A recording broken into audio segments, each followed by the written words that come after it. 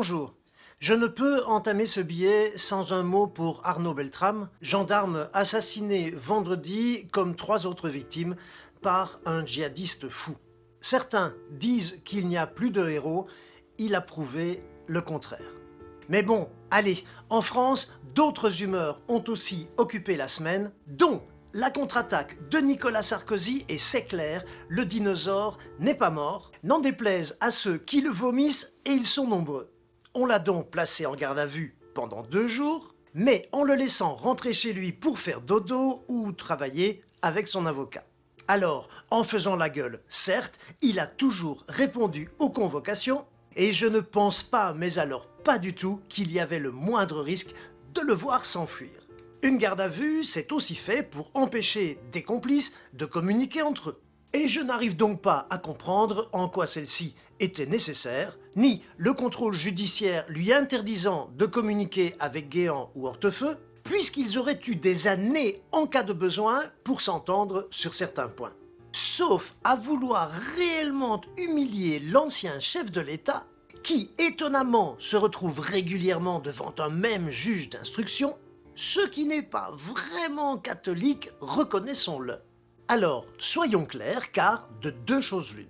Soit les accusations de financement par Kadhafi sont justifiées, et pour cacher la chose, Sarko a déclenché une guerre en Libye entraînant avec lui 18 pays, dont les dirigeants très naïfs et mal informés sont devenus complices, et nous sommes face au plus énorme scandale politique de l'histoire contemporaine, soit les accusations de Mediapart sont complètement bidons, parce qu'Edoui Plenel a toujours détesté l'ex-président, avec la complicité des Kadhafi, de mafieux et de terroristes, et dans ce cas, c'est le plus gros scandale journalistique du siècle. Évidemment, de nombreux médias, les réseaux sociaux et les ceux qui savent tout ont illico endossé le rôle de juge, mais je rappelle qu'il n'y a que la justice qui puisse jouer à ça. L'affaire va prendre beaucoup, mais alors beaucoup de temps avant d'être jugée définitivement, et j'avoue que Sarkozy m'a convaincu en tout cas d'une profonde blessure. Sur TF1, il est apparu en colère, c'est certain, mais il est resté calme, il a voulu démonter les arguments de ses accusateurs, et Dame Justice passera en son temps.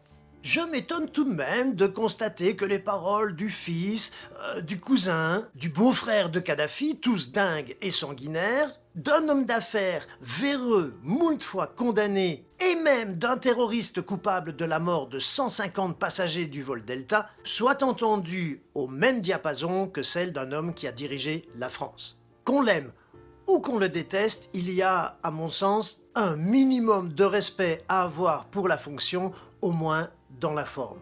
C'est en tout cas la France qui se trouve insultée dans les 2 cas de figure. Pour le reste, une fois de plus, personne n'a le droit de dire qu'il sait. Mais j'ai quand même peine à croire qu'un Nicolas Sarkozy ait fait appel à Kadhafi. C'est digne d'un très mauvais film et surtout, il aurait été très con et on peut lui reprocher beaucoup de choses, mais certainement pas d'être un imbécile. La justice tranchera donc un jour et quand ce sera fait, une des 2 parties passera pour ce qu'elle est, à savoir une sacrée saloperie.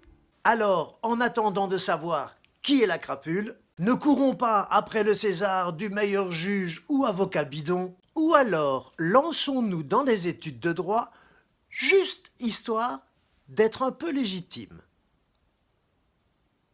À lundi.